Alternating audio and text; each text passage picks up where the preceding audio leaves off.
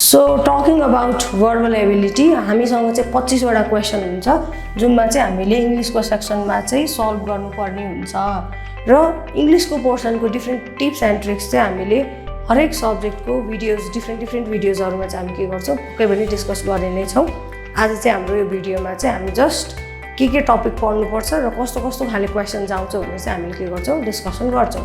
First र एकदम important topic चाहिँ हामीलाई verbal एबिलिटीमा सोध्ने भनेको चाहिँ के हो भन्दाखेरि synonyms। The another important topic that is antonyms. The third topic that we need to discuss in this verbal ability section is idioms and phrases. The next and the most important topic is reading comprehension. अब यो चाहिँ तपाईहरुको pocket marks हो भनेर बुझ्नु है। अर्को important topic हामीले डिस्कस गर्नुपर्ने भनेको चाहिँ सेन्टेन्स कम्प्लिसन। अब हामी जाम अर्को टपिकमा।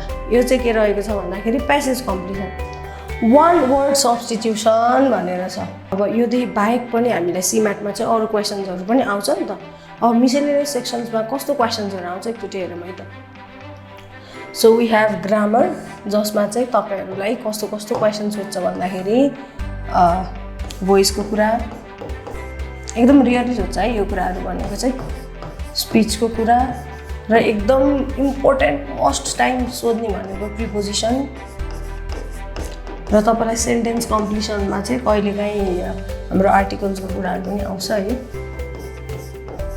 अब जस्तो ट्याग क्वेशन्स हुन सक्छ। यस्तै डिफरेंट कुराहरु चाहिँ हामीलाई CMAT को verbal ability को ग्रामरको सेक्सनमा सोध्छ है।